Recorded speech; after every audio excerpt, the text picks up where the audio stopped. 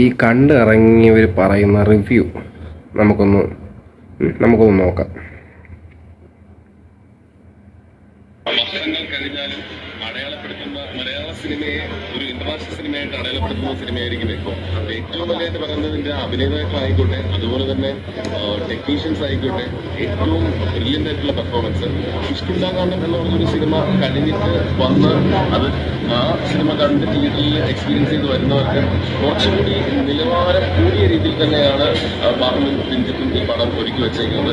കാണുന്ന ഒരു സിനിമ ഓഡിയൻ, വളരെ സീരിയസ് ആയിട്ട് കാണുന്ന ഒരു സിനിമ ഓഡിയൻ ഒരിക്കലും നിരാശപ്പെടുത്താത്ത രീതിയിലുള്ള ഗംഭീര പ്രകടനങ്ങളും ഗംഭീര ടെക്നിക്കൽ ക്വാളിറ്റിയാണ് ഒരുക്കി വെച്ചിരിക്കുന്നത്.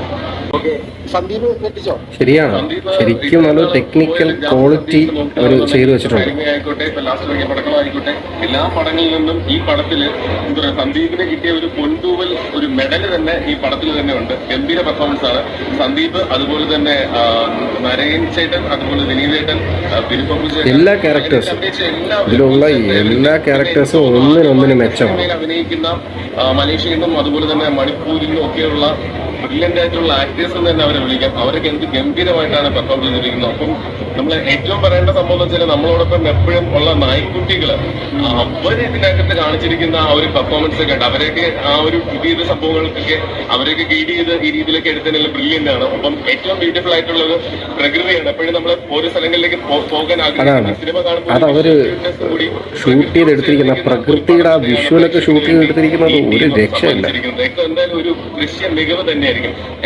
തിയേറ്ററിൽ തന്നെ പോയി കാണാൻ പറ്റുന്ന ഒരു ഗംഭീര സിനിമയാണ്. Okay, thank you.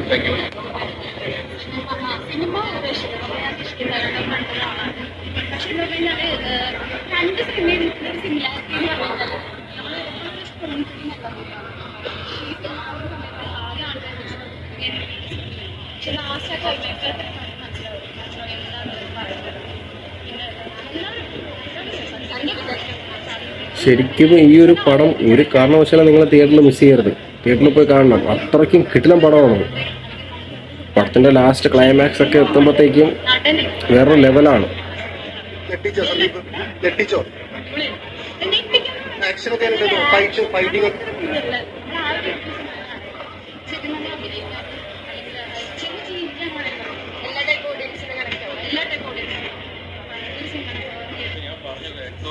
നല്ല ഉഗ്രസാണ് ഈ ഞാൻ പറഞ്ഞുകൊണ്ടിരുന്നപ്പോഴും വലിയൊരു ബിഗ് ബഡ്ജറ്റ് സംഭവങ്ങൾ വെച്ചിട്ട് ഒരു പാൻ ഇന്ത്യൻ സിനിമ ഉണ്ടാക്കുന്നു. പക്ഷെ ഇവിടെ ഒരു അതിഭീകരമായ ഭീകരം എന്നല്ല, നല്ല സൂപ്പർ കണ്ടന്റ് കൊണ്ട് പാൻ ഇന്ത്യയിലേക്ക് മേലെ പോകുന്ന ഒരു വേൾഡ് ക്ലാസ് ലെവലിലുള്ള സിനിമയാണ്. അതാണ് ആ ഒരു ചെറിയ ഒരു കണ്ടന്റ്, ആ ഒരു കണ്ടന്റാണ് ഇത്രയും ജനങ്ങളുടെ മനസ്സിലോട്ട് അങ്ങ് പതിച്ചത്. ആ ഒരു കണ്ടന്റിൽ നിന്ന് ഇത്രയും സംഭവം, ആ ഒരു കണ്ടന്റിൽ നിന്ന് ഇത്രയും കിട്ടാനായിട്ട് അത് മേക്ക് ചെയ്തും ക്യാരക്ടർ പ്ലേസ് ചെയ്തിരിക്കുന്നതും എല്ലാം ഒരു രക്ഷയില്ല.